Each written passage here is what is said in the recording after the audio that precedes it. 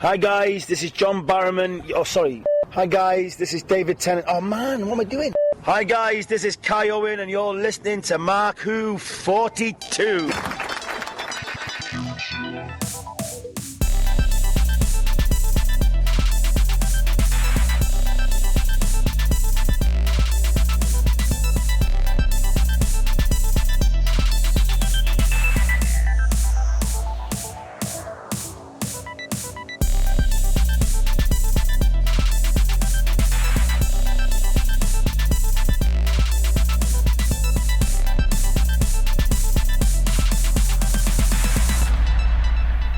Hello, welcome to Mark Who 42. Mark is out dealing with life today, so today you'll be dealing with Juan in Orlando Vicky and Reno.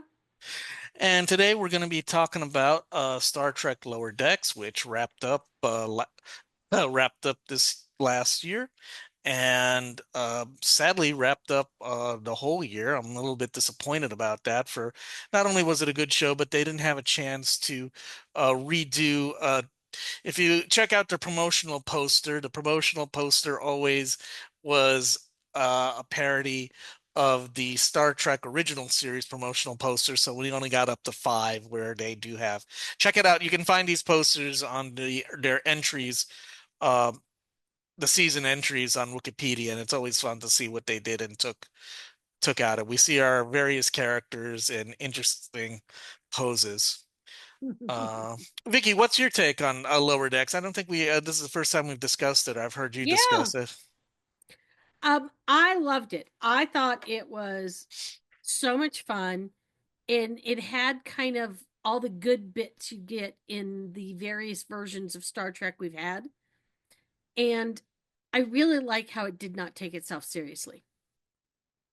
You know, we got to see how the other half lived. I mean, you look at the Enterprise and how many people are on this starship, and yet we only talk about like 10 of them, you know. So I love the fact that we got to see how the people doing the grunt work that you might see once in a blue moon in a Star Trek episode, how it was and how you live in a starship and deal with all the ickies that really do happen. Yeah, no, that was the appeal of the show. I mean, I did like it, although I was a little bit. The first 2 seasons was a little bit. I was a little bit worried about it, particularly in the first season. I felt Mariner was a little bit too much, and I kind Mm, of liked it that they kind of toned her down. I was kind of afraid, like they filmed the first 2 seasons back to back, so yeah. the second season would not have any feedback from audience response to the first season. But it seemed to have worked out okay, and the characters develop freely. I mean, everybody's kind of moved on, and we've got and have done better. Um, Yes. and the show has been nominated for awards. They got I don't know how to pronounce it, but the episode um, where we got to see the other lower decks, Wei Duge, which is, and I actually was going to be on a panel with Catherine Lynn, but she was unfortunately she was under the weather and couldn't make it. Aww. So that was the episode where we saw the Vulcan lower decks, Oh, the yes. Klingon lower decks, and our lower deckers also were part of an nominated episode, since they did. And I was kind of surprised it was last year when they were up, when these old scientists were up for Strange New Worlds, was up for the Hugo. Yeah. And this year, and this is one of the reasons I was got the idea maybe we should do a show on this. The entire 5th season was nominated for the Nebula Awards. Now, the Nebulas are science fiction's Nice. second oldest award, which is put up by the Science Fiction Writers Association, formerly the Science Fiction Writers of America. Ah, In fact, they're celebrating their 60th year, or 60. wow. Yep, they started in 1965, and this is their 60th year. And now they've had the best dramatic presentation has been on and off. A while back, they decided to make it permanent, and they called it the Ray Bradbury Nebula Award for Outstanding Dramatic Presentation. So it is a mix of movies. So they nominated the entire 5th season, and these are Mm, writers. and I was kind of caught by surprise. Now, this has happened at the Hugos before. I'm not sure if it's happened with the Nebulas. The Hugos and nominated the entire first season of Heroes and the entire first season of Game of Thrones, which won. And I think that's even before they separated short and long form. So that's kind of interesting. And what's it going up against? It's going up with Dot and Bubble from Doctor Who, Dune Part 2, Wicked, Chaos from Netflix, and I Saw the TV Glow. So it's in very good company, and we're going to be discussing what makes it a great season when we come back. Don't go away. Don't go away. We'll be back with more Mark Who 42 after this. Get ready for the ultimate geek experience right here in the Sunshine State. Florida Geek Scene presents a full calendar of events and conventions. From anime to horror, we've got it all. Meet your favorite stars, find rare collectibles, and immerse yourself in your passions. Experience the thrill of cosplay and witness amazing live performances. Stay up to date with the latest news and reviews all across Florida. Florida Geek Scene, where pop culture happens. Visit us online for more. Don't miss out on the fun. Join us at Florida Geek Scene. FloridaGeekScene.com. Toycast is back. We are talking toys once more here on the Geekcast Radio Network's Toy and Action Figure podcast. From breaking into the display case to our toy topic talk and the brand new Origins in Toy collections, where we get guests to tell us their toy story of how they got into toy collecting. Toycast is the only toy podcast you will ever need. Find us on geekcastradio.com and any podcatching client you choose to use. Now go forth, transform and transcend your toy collecting today while listening to Toycast. You are listening to Mark Who 42's Universe. Welcome back to Mark Who 42, where we're going to check out the last season of Lower Decks. We're going to go episode by episode and talk about what we like it and see what worked, what didn't work. This is a spoiler alert for all of Star Trek Lower Decks, especially Season 5.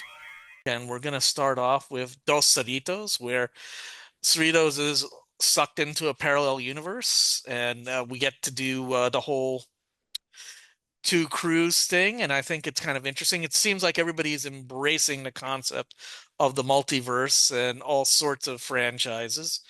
I think Star Trek may have started that with Mirror Mirror. Well, true. I mean, one of the things, and this is, you actually set me on a tangent. You might regret that, Vicky.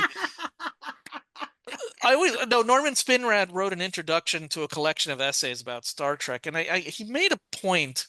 Norman Spinrad, if you guys don't know, who wrote the Doomsday Machine, and he also is a very good science fiction prose writer.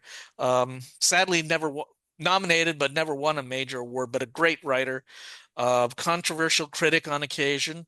But one of the things I think he pointed out is, but Star Trek, the original show, put out big science fiction concepts which were only in print at that time, and put them before an audience which at that time would have been about 20 million, given the shape of the audience, or around 20 million, because you only had 3 networks, maybe an independent station if you were lucky in your local area. So, an initial broadcast, a lot of people were seeing, and of course more people would see it in the syndication years. And you just point out the idea of a parallel universe.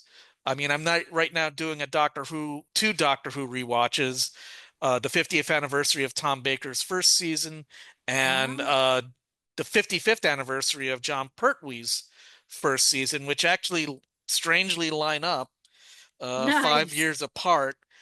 And I don't know if if Mirror Mirror had been broadcast by the time they would have been working on the Inferno, which was Doctor Who's parallel universe, and actually even used some of the same motifs of facial hair, which is also coming back to Lower Decks, plays a thing in here because, of course, Boimler's counterpart, who's extremely successful in his place, also has a beard, and And we got, the two crews have got to work together to get back. And at the same time, we have to deal with uh, Davna has to deal with, all of the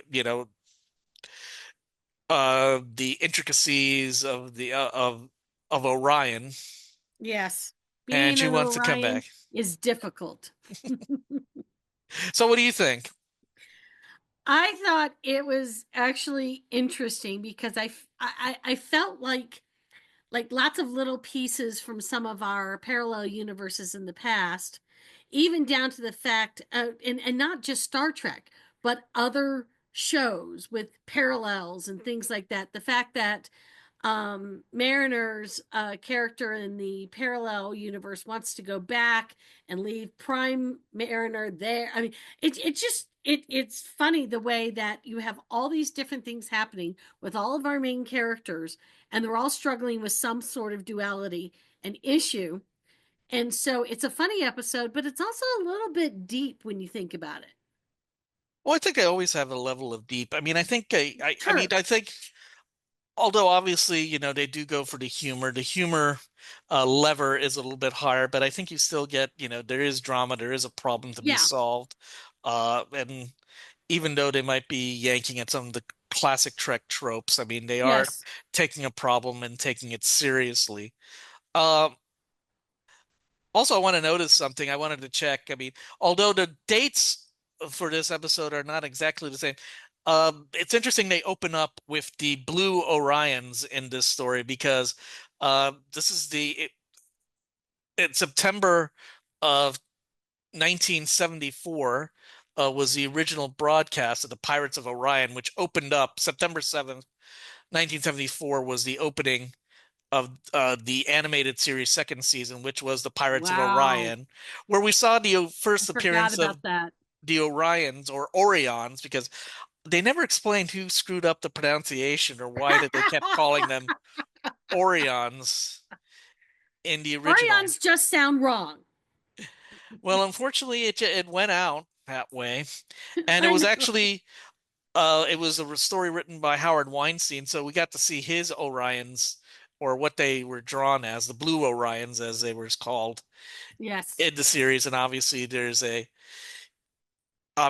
conflict, and it was, and then they declare war, and both the first two episodes, and we'll get into Shades of Green. Uh, we're dropped at the same time, which again is another perplexing thing about streaming when they decide to Yes. drop stuff at the same time. But we'll get to that I have a unless. love-hate relationship with that.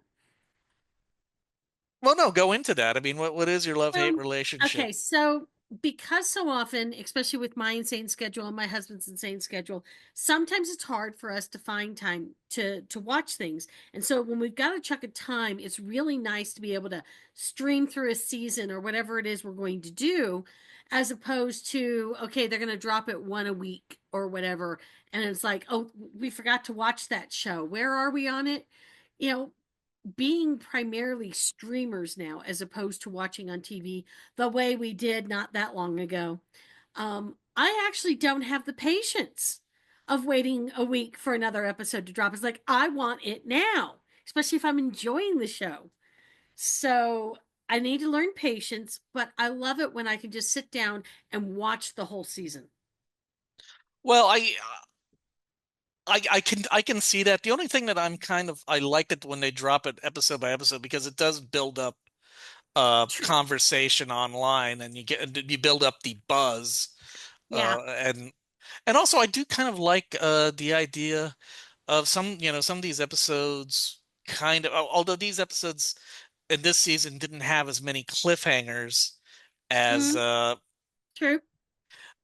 but as I said, I mentioned I'm doing these. I think I mentioned before the show. I don't know if we recorded it. I'm doing two Doctor Who rewatches, and we're doing it week by week on the anniversaries of their original broadcast. And I think there is kind of, even though I've seen them, I mean, I haven't Right. watched these But there episodes in a is long this time. anticipation Yeah, that builds up when you have to wait. What yeah. and it's why it's so hard because there's that part of me that wants to just watch it all because now I got time, and that other part of me that wants that build, that wants that, the way we used to watch TV. It's weird that I want it both ways, and that can't work unless I'm in a parallel universe. Well, it works. It depends on which show you watch, because Netflix. I think Netflix is the only ones sticking to dropping the whole show at once. Yeah. Whereas I think Disney Plus, Prime, and Paramount, like just doing. Although Disney Plus will occasionally, like at the time of recording, they decided to, in the middle of the season of Daredevil Born Again, drop 2 episodes on the same night.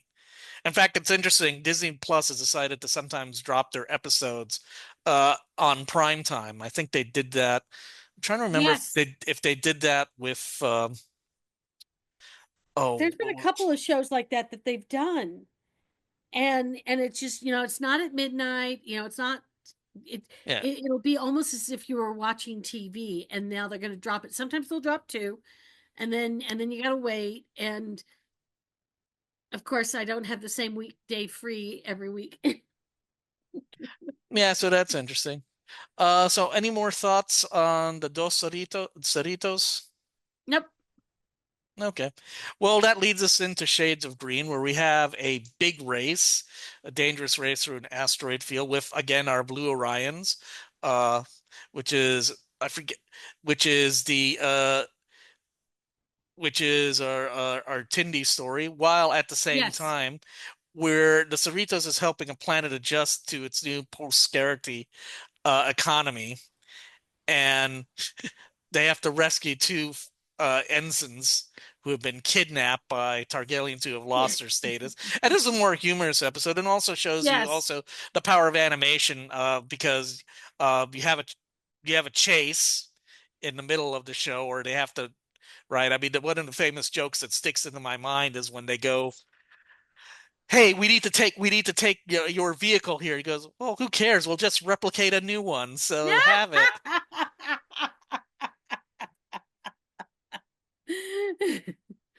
I know all the things that there's that meta part of Lower Decks that I absolutely love, where it takes something. It's like, oh, well, we can just do that. It's like, I knew that. I said that in this episode of Next Generation. Why did they just do this? Oh, don't bring up Next Generation. Just gives you an excuse to make fun of Rick Berman and how I feel about him, which I'll use any excuse. I did that in our last episode, which was about great moments in 21st Century Doctor Who, or the 20th anniversary of 21st Century Doctor Who. It'll probably happen if it hasn't happened already. And also we got T'Lyn trying to help Rutherford repairing the shuttle, where we find out that he just wants to do it with Tindy, and and of course T'Lyn does the logical thing and wrecks the shuttle again. Wrecks it up again. Which shows you that Vulcans do have senses of humor, and they can be fun. Well, it's always a fine line. I always kind of like, I always remember in the first season, and occasionally I think Spock would do it. I always like in Tomorrow is Yesterday when Captain Christopher comes in, he goes, "I don't believe in little green men," and Spock then says, "Neither do I."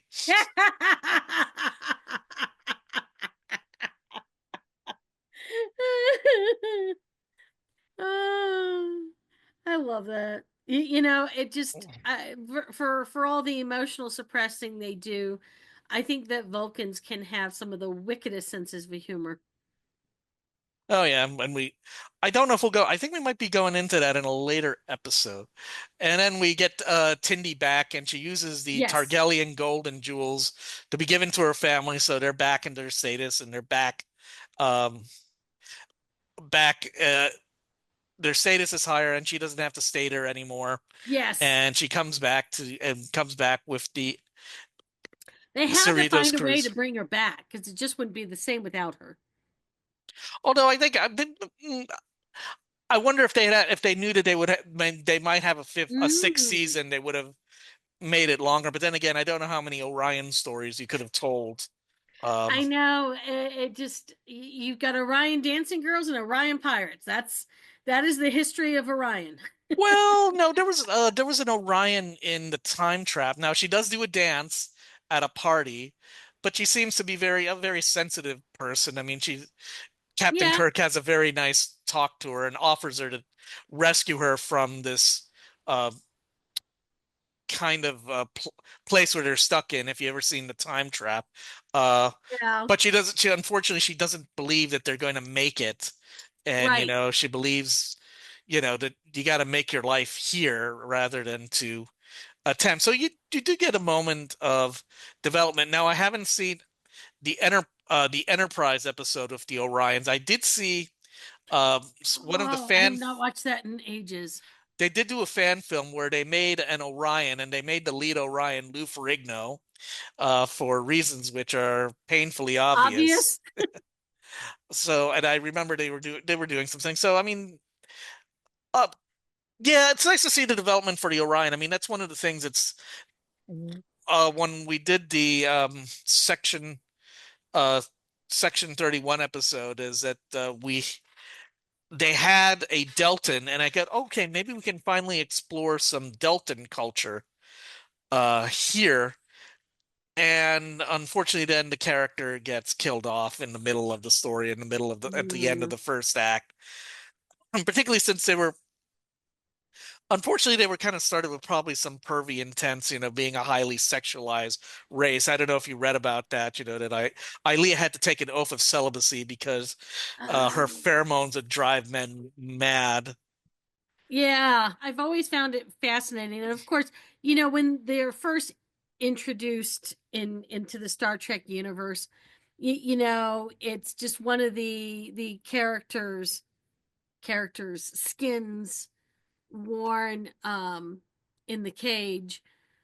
But I don't know. I've always found the Orion girl trope very funny in Star Trek because it's it's so bad. I have to laugh about it because otherwise I'll be upset.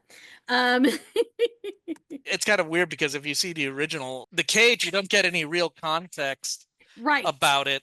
You get it more from Kirk's observation or the Yes. observation made during the court trial in the menagerie. Yes. So, Absolutely. But it is nice to see the concept of the race grow more in later series. Same with like the Andorians. It just they're so almost throwaway characters, especially in the original series and even to a certain extent in the next generation. But Enterprise started really expanding on those, and then you got more of it in well, I think in some ways we've gotten a lot better understanding of some of these species in lower decks than possibly any other Star Trek version. I could see that with some of the races. Also, we forgot about since we're talking about Orion girls, we forgot to talk about Yvonne Craig playing Marta, in whom the gods Oh my destroy. God, yes. Although she's playing a nutty nut job, Yes. so I don't know if that's a good representation. It just it is funny when you think about how many of the um characters, the various species, other than like if it was the character that was being really highlighted that week, we might get more in depth. But other than Earth and Vulcan, we didn't get a lot, especially in the original series. And I like the fact that I feel like we're going deeper and deeper, and we see it in the latest versions of Star Trek, where we actually get characters versus caricatures. Oh no, I get that, and I think we're going to be seeing that, and actually we'll be seeing that in a little bit. But let's get to the next episode, Oh which is yes, the best exotic nanite hotel, where the Cerritos has to go to a space hotel where they half the team has Mariner, Rutherford, and Tendi have to capture a nanite swarm, which is consuming everything. And it gets complicated because Jennifer Sharon, or I don't know, I forget how you pronounce her last name, but it's Jennifer, who is Mariner's Yes. ex, whom she ghosted, but they act like they're still dating, which is complicated Hilarious. and funny at the same time. And Boimler joins Jack Ransom locating Admiral Millis, who's gone AWOL. And what's funny, do you know where to get the name Milius? No. He was a screenwriter. He was famous for putting in the scene in Jaws where the crazy captain in Jaws talks about how he was part. Oh, the Indianapolis? Yeah, he wrote the Indianapolis story, and he's written some other stuff. Oh, nice. He's a famous screenwriter, and he kind of helped punch up the script for Jaws with that because I don't think that was original. So I think I don't John think so either. Milius. Yeah. I like that. And I do love the way we always name people things in Star Trek. And it's almost always an Easter egg. I love that. Yeah, I think I forgot about. I don't know if I noticed it at the time or it didn't sound like it, or maybe I'm mispronouncing Milius. But at least that's what it's looking like, at least as it's typed. Um, and also this is going into the uh, a classic trope, which I was always had mixed feelings about, that the anybody who's not on the ship that you are focusing on, or the or the crew that you're focusing on, if they're higher ranked, they're probably up to no good, or they're going to cause you problems. That's why I was kind of glad in Star Trek Discovery when they had Admiral Vance, who's played by Odie Fur. I don't know how to pronounce his last name, but he I turned know out who to you be a mean. good guy. Yeah. And he turned out to be a good guy, and he's not, up to anything no good, and he's actually very supportive of Michael Berman and, her crew, and, is trying to do Yeah. right by everybody. Not everybody who's I mean, classic example in Star Trek 6, an established Starfleet admiral from Star Trek 4 turns out to be behind the conspiracy to thwart peace between the Federation and the Yeah. Klingons. There's always And that subterfuge that seems to happen. And, it does make you laugh because then when Kirk becomes an admiral, it's like, well, is he going to become a bad guy too? Although good guy, bad guy, when it comes to Kirk is a whole nother discussion. well, both he and Picard seem to be forced into it, become admirals, and they do it for various reasons. So, but Yeah. It is nice to see that I don't know, it was really interesting to see almost a relationship form between Boimler and Ransom, who of course is a trope for a really dumb as rocks officer. I forget if it was. Oh no, we might be getting ahead of ourselves. I think we find out there's more to Ransom than meets the eye. I mean, Yes. obviously Ransom seems to be an exaggeration of both Kirk and Riker. Yes. Yes. Uh, but I think we find that, and the thing is, I don't want to get ahead of myself, and I forget if I sometimes get things. I mean, I was kind of surprised when preparing for this episode that I thought there was an episode that we're going to be discussing soon, which came from an earlier season, Ah, and it turns out it's in this season. So, so no, it's kind of funny. And we also get back to the parallel universe talk because we discovered that there's a microscopic Starfleet ship where everything is small, and it was controlling the nanite. I think they were trying to get attention with the yes. nanite storm, It and of was course, Horton Hears a Who. oh, perfect example. I didn't even think about that. And you get the whole comedic element. I mean, you get the broad Yes. comedy with the nanite, but also you get the broad kind of comedy also with the admiral, because I think we first meet him in a bathrobe, and it gets like apocalypse now type of atmosphere. Yes. And so, and we kind of wrap it up in an on, on a, in a very Star Trek way, about solving the problem. Always.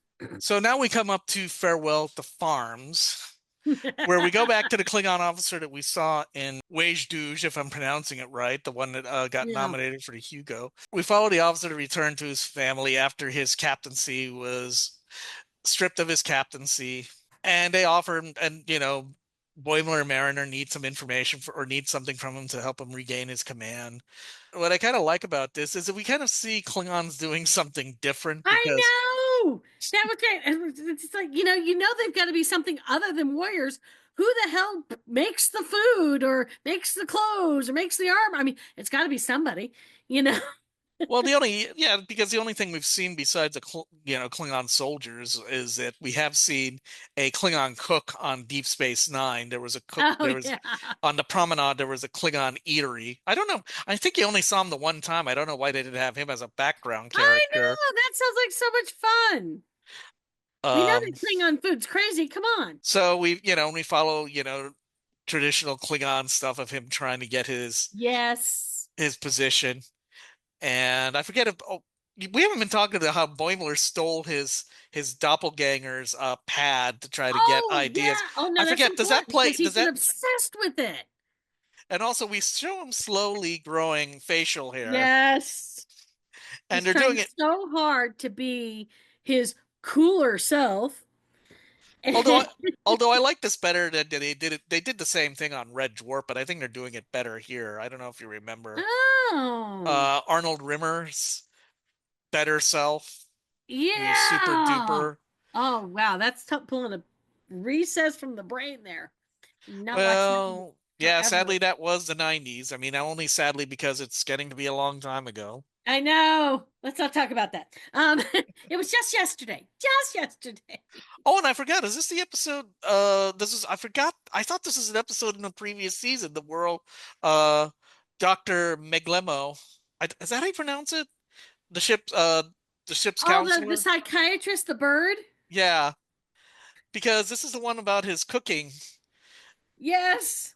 They talk about, this is the cooking episode, and Tendi and Rutherford, this is their storyline with Captain Freeman, and they expose. And also there was a kind of funny Yes. thing on how they talk about there's a device that they use that they actually chew the food. They have a device because I guess birds don't chew or Right. something, and that was kind of a funny. And this is the lighter thing, while they're doing, the Klingons doing their thing, when we have these Yes. these food obsessed aliens. And again, not in a, well, no, the only other time I've seen food obsessed aliens is the Andrew Gums on Doctor Who, and there were some questionable uses in that and the two doctors. Uh, any thoughts on this? Again, this was I think this whole season is just filled with really good episodes, great writing, and I love it's almost like behind the scenes of Star Trek, things we didn't get to see before. Things that wouldn't necessarily have made episodes of other versions of Star Trek. And so I liked it because one of I've always heard an ongoing joke since as far back as I can remember is, where did they go to the bathroom on the spaceship? What were their bathrooms like?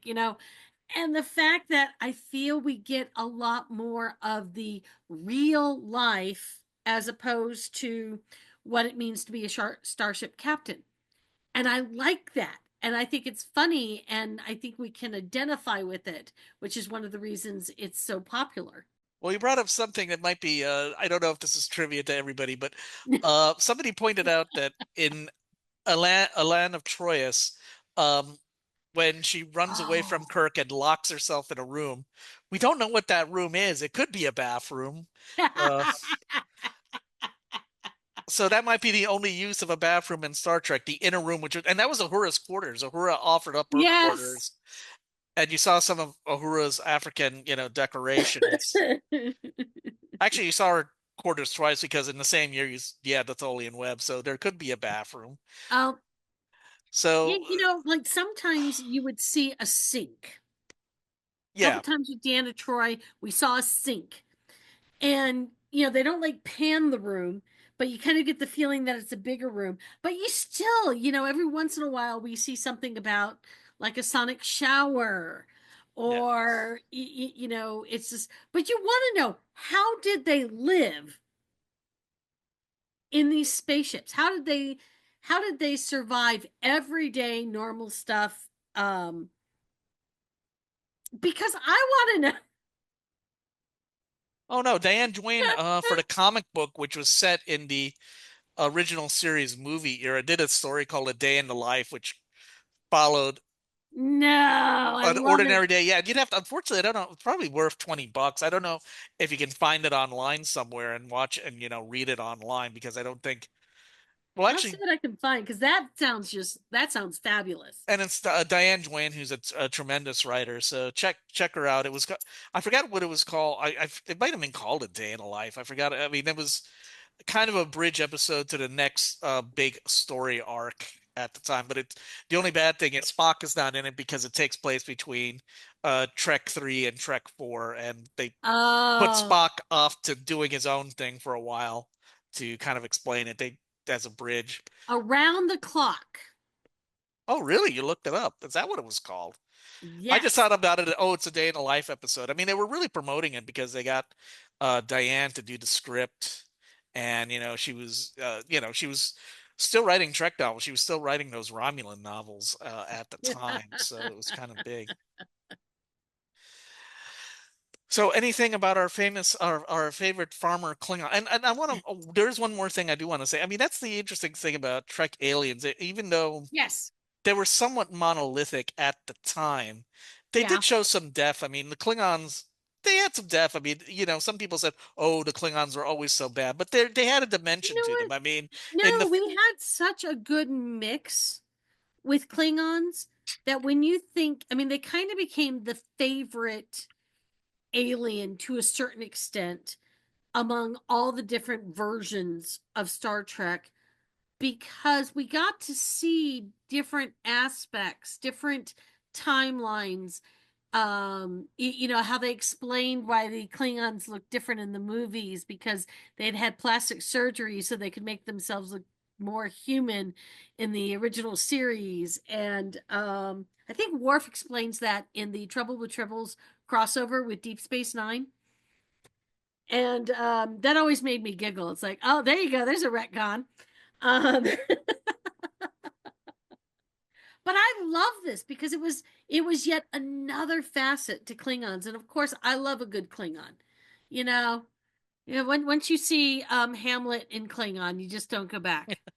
well, I just kind of like it because again, you see more than just. I mean, although as Yes, I said, I always felt Klingons had a depth. I was just thinking about in the first Klingon story, you had John Colicos playing this very multi-dimensional guy. I mean, he's not evil for evil's sake. He's a professional right. soldier and he wants to, Organia as a military objective. And he's also objective. He thinks, oh, one day, we might lose. That's war, I fortune, know. good and bad. And, he was such a captivating character. And I think the three Klingons played, Kang and Yeah.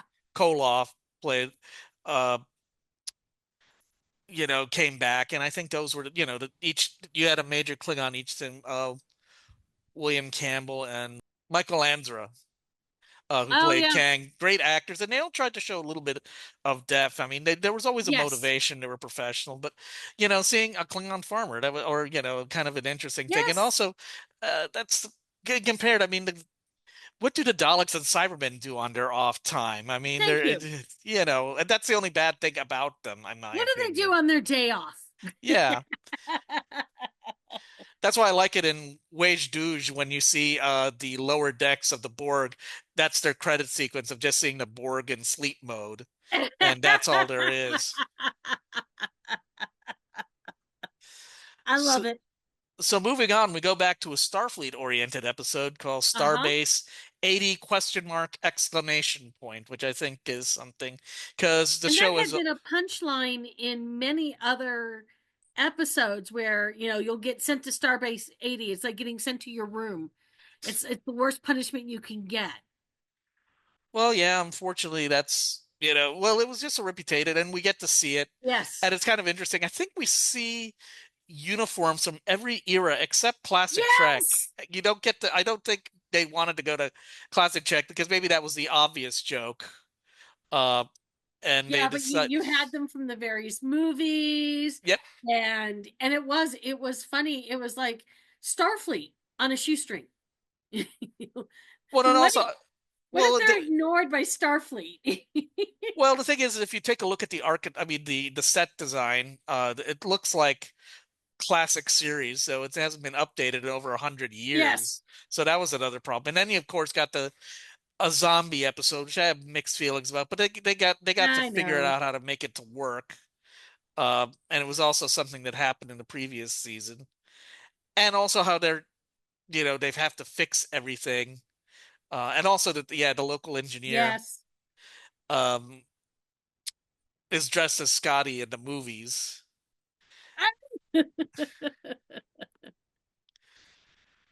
But no, I think this is, I'm just, this is a pretty, I think overall this is a lighter episode, and it's kind of It interesting. And it's is. also a setup for something that we'll go into later on in the season. I mean, now we're literally halfway Yes.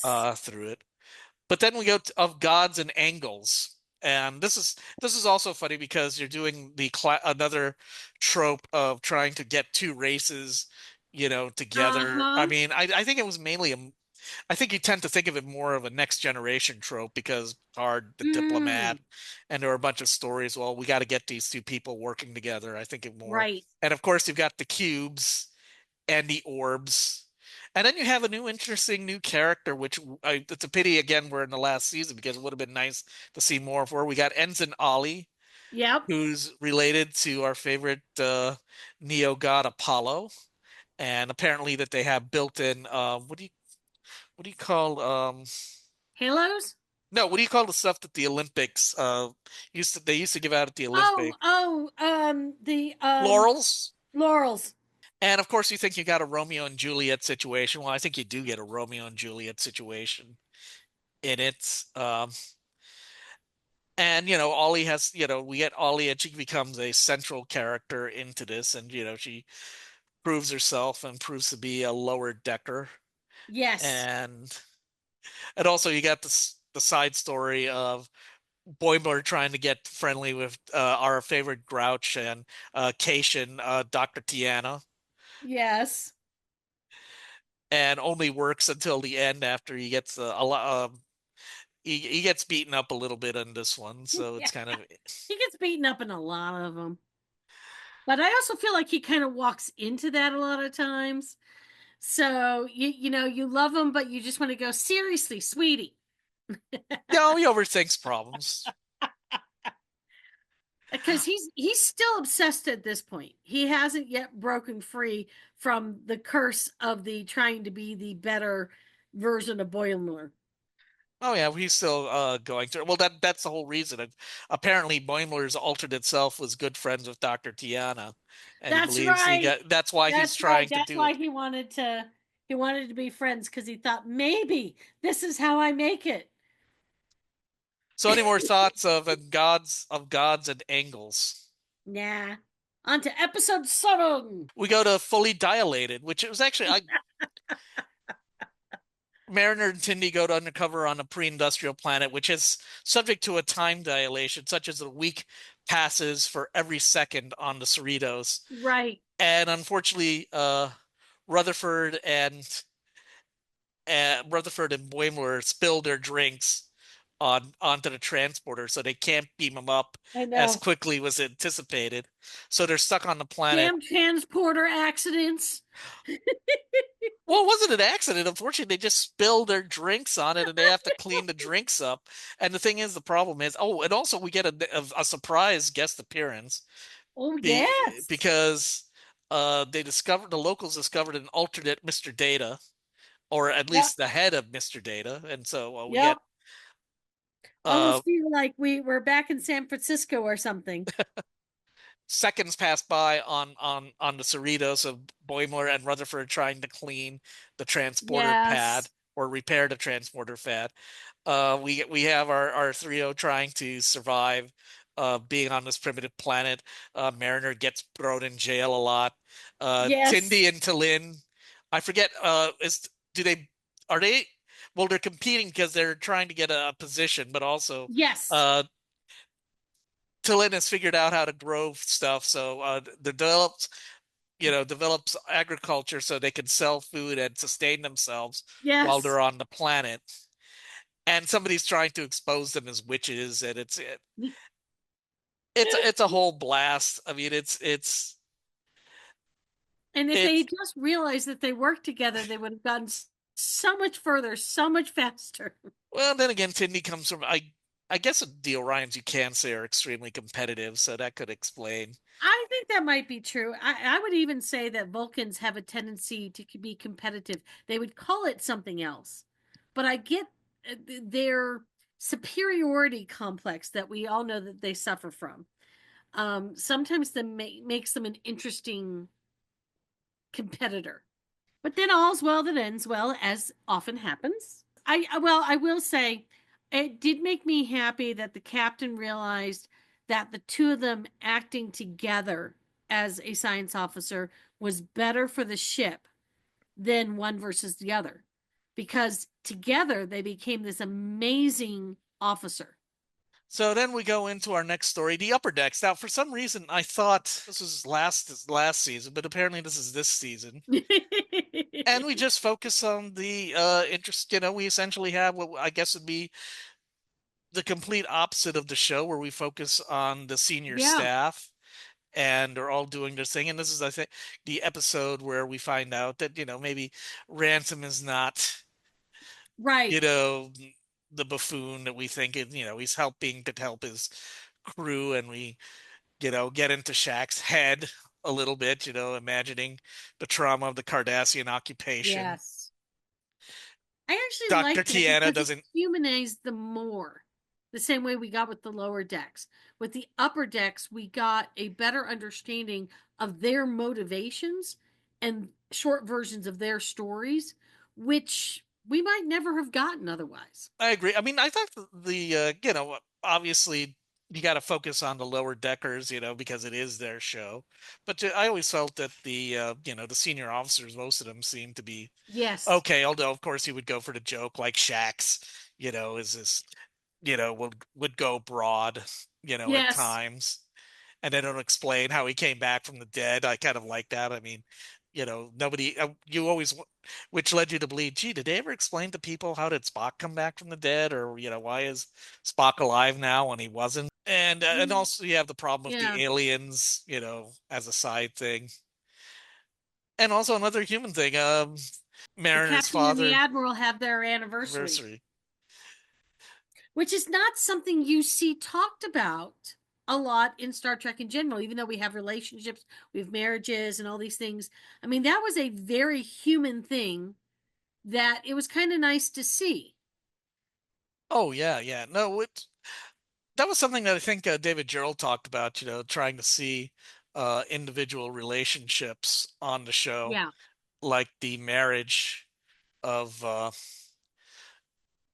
marriage that you saw, or the attempted marriage that you saw on the Balance of Terror. So it's Oh, always good yeah. to see. And also the fact that the captain has this Aide Stevens who seems to be on top of everything, and makes everything happen for the captain. Yeah. Next, we go into Fissure Quest. I almost said Fission Quest, which is our part one of the kind of like the ending of our Yeah. show, where we find what happened at William Boiler, the transporter accident clone of Brad, and he's on his own ship, which has a bunch of people from other Yes. shows. I love the 101 Harry Kims. Well, it's kind of interesting because I kind of agreed. I mean, I'm kind of weak. If you ask me which Trek I'm weak on, it's Voyager because, Mm. um, well, I can go into reasons. I mean, I was online. I mean, I was doing the earliest form of social media, which was the online bulletin board systems, and I Oh, used yeah. Genie. And one of the things I heard about was that this show was not going to be planned or serialized in any way. So the thing, and I kind of hated that because it has what I call, for lack of a better term, the Gilligan's Islands problem, where you can't. Yes. There's going to be they're never going to get off the island. So unless they're going to change the nature of the show or the show's going to end, they're never going to get home. So those stories are going to be Right. bound to be disappointments. But the other thing is they didn't want to promote Harry Kim from Ensign, even though. I know the poor boy never got promoted in all that time. His character was really beat upon. And the thing is, I would watch an episode. I mean, my Voyager, I would.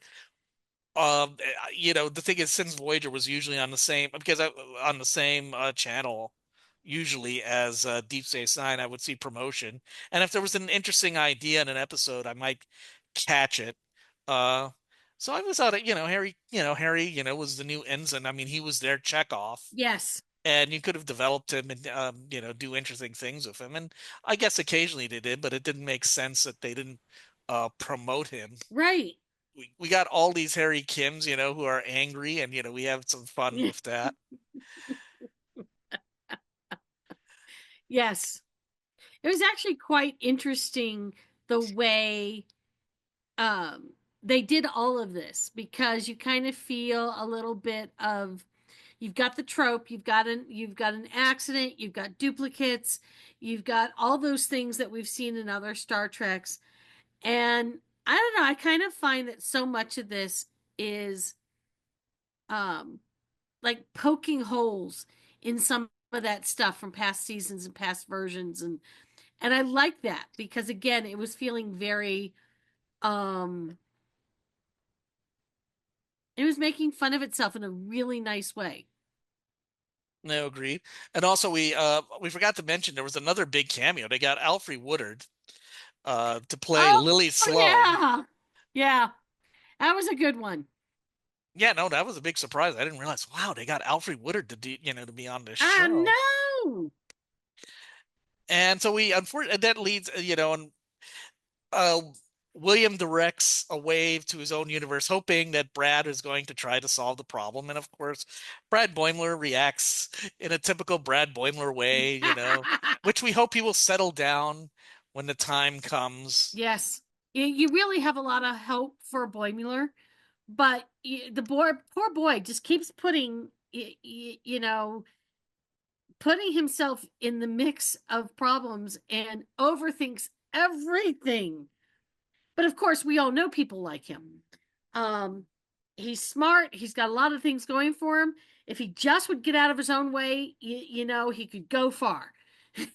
Which leads us into our last episode, the new Yep. Next Generation. So the Cerritos is sent to close the rift, which could possibly destroy everything. And, it's a real tight, and it brings in a lot of stuff. We get Mao and his brother Malor. Yep. On the run from the vengeful sister of the Klingon official that they killed, they dispatched,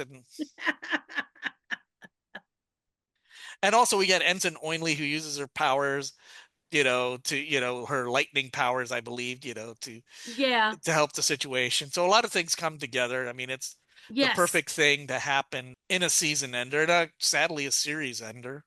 I know. But and also, it is nice because it kind of closes, just as it's closing the rift, it's closing a lot of the some of the storylines they're closing, and then some of them they're just coming to their natural, and now we go to the day-to-day issues with this issue, which is kind of nice because you still feel everything. You had a couple of big endings, but you also had a lot of, and now life will still go on.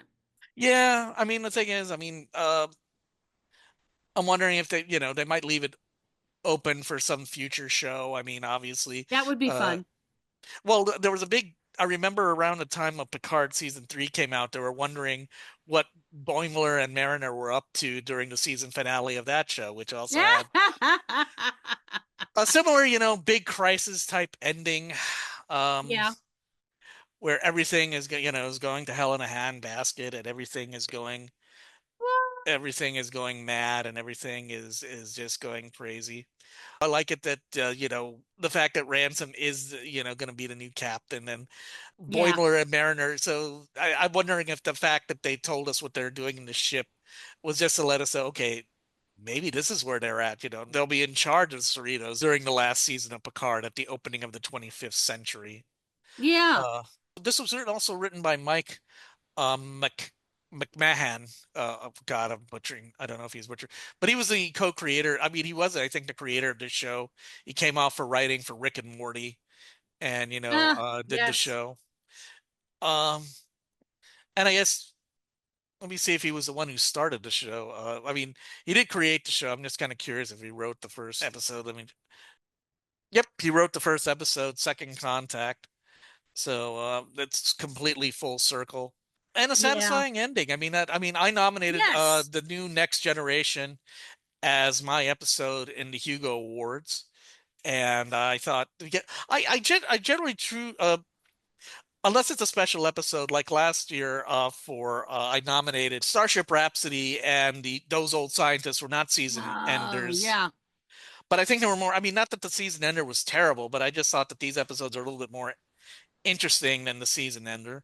But I felt that Yeah. this is a series ender was pretty good, and that's why I made it on my Hugo Yeah. ballot. And hopefully, Because and even also, when you don't know and you're hoping that it will continue, I like it when there's been a handful of closers that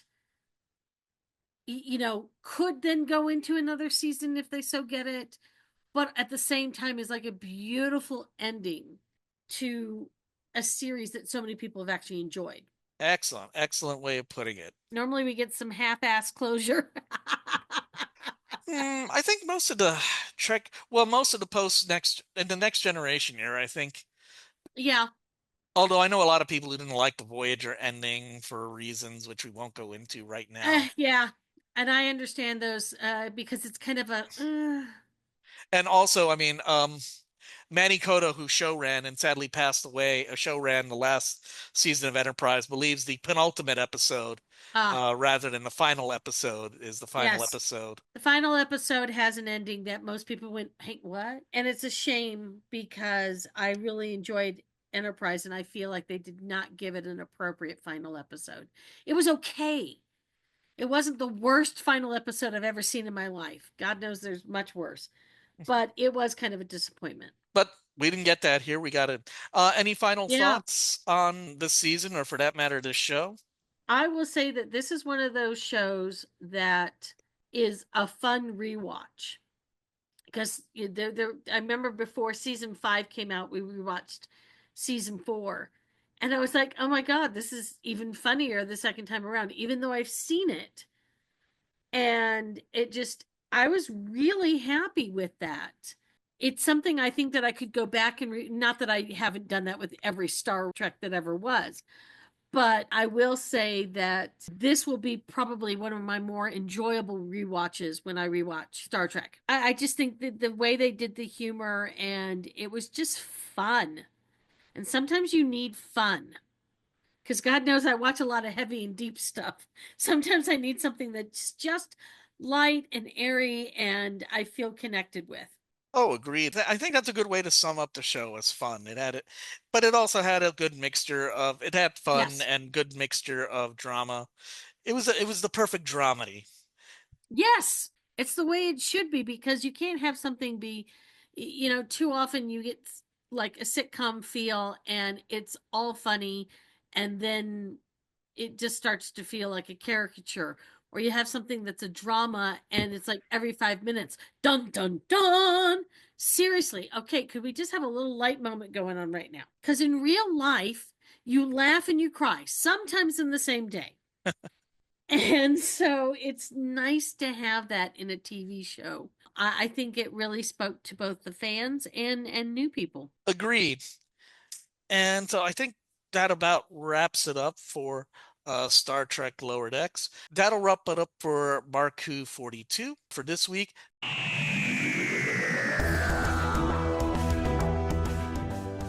Hey everyone, this is Mark Baumgarten here. I want to let you all know that starting next week, we are reviewing Ncuti Gatwa's second season of Doctor Who. We're going to start with the review of the Robot Revolution next week here on Mark Who 42. So please be here.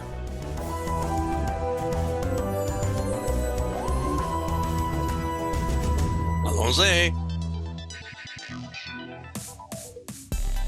You've been listening to Mark Who 42's Universe.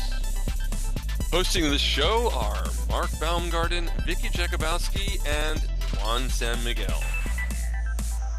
If you'd like to leave a comment for us, please email us at marku42.42@gmail.com. Marku 42's Universe is produced and directed by Mark Baumgarten. Copyright 2025.